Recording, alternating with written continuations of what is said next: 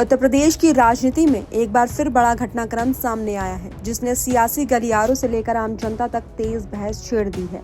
एक तरफ राज्य सरकार घुसपैठ और अपराध पर सख्त रुख अपनाए हुए है, तो वहीं दूसरी ओर अब शिक्षा व्यवस्था से जुड़े पुराने और विवादित कानून को लेकर योगी आदित्यनाथ सरकार ने ऐसा फैसला लिया है जिसकी चर्चा बीते कई सालों से होती रही थी।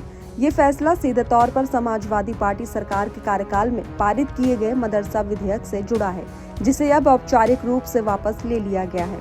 यही वजह है कि ये मुद्दा सिर्फ प्रशासनिक निर्णय नहीं रह गया, बल्कि राजनीतिक और वैचारिक टकराव का केंद्र बन गया है।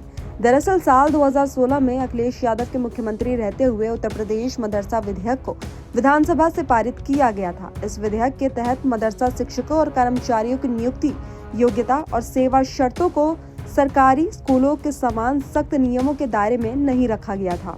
इसके साथ ही इस कानून में ऐसी व्यवस्था भी की गई थी जिसके अनुसार मदरसा शिक्षकों या कर्मचारियों के खिलाफ सामान्य कानूनी प्रक्रिया के तहत कार्रवाई करना लगभग असंभव हो जाता था। सरकार का तर्क तब ये था कि ये अल्पसंख्यक हितों की रक्षा और रोजगार सुरक्षा के लिए जरूरी है, लेकिन विपक्ष और कई संवैधानिक विशेषज्ञों ने इसे कानून के दायरे से बाहर बताया। जब ये विधेयक राज्यपाल के पास पहुंचा तो तत्कालीन राज्यपाल राम नाईक ने इस पर गंभीर आपत्ति जताई। उन्होंने इसे संविधान के मूल ढांचे के खिलाफ बताते हुए राष्ट्रपति के पास भेज दिया। राज्यपाल का स्पष्ट मत था कि किसी भी वर्ग विशेष को कानून से ऊपर नहीं रखा जा सकता और न ही ऐसी कानूनी सुरक्षा दी जा सकती है जिससे न्यायिक प्रक्रिया ही बाधित हो जाए। इसके बाद ये विधेयक लागू नहीं हो सका। साल 2017 में उत्तर प्रदेश में सत्ता परिवर्तन हुआ और बीजेपी की सरकार बनी।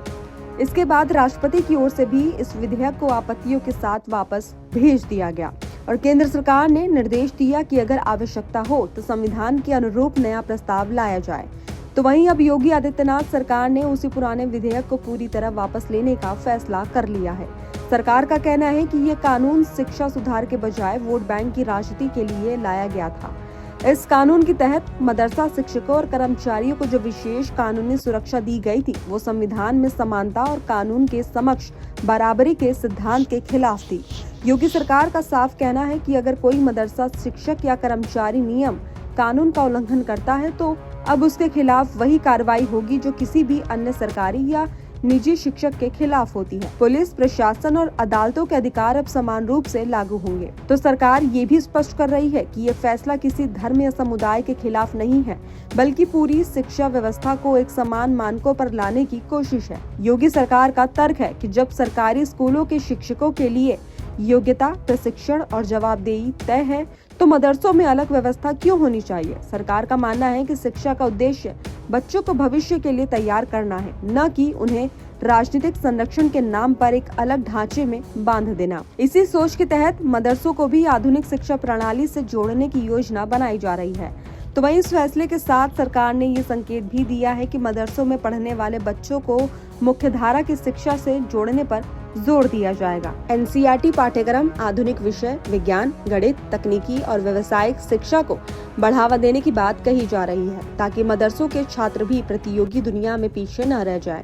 सरकार का दावा है कि उत्तर प्रदेश तकनीकी शिक्षा और कौशल विकास के क्षेत्र में तेजी से आगे बढ़ रहा है और सभी बच्चों को समान अवसर देना राज्य की प्राथमिकता है। तो वहीं विपक्ष, खासकर समाजवादी पार्टी, इस फैसले को धार्मिक हस्तक्षेप करार दे रही है।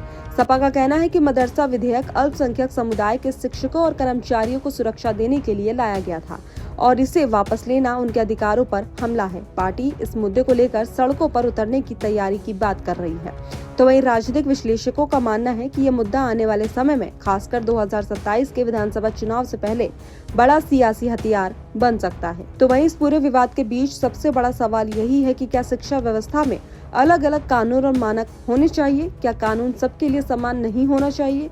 और क्या बच्चों का भविष्य राजनीतिक और वोट बैंक से ऊपर नहीं होना चाहिए?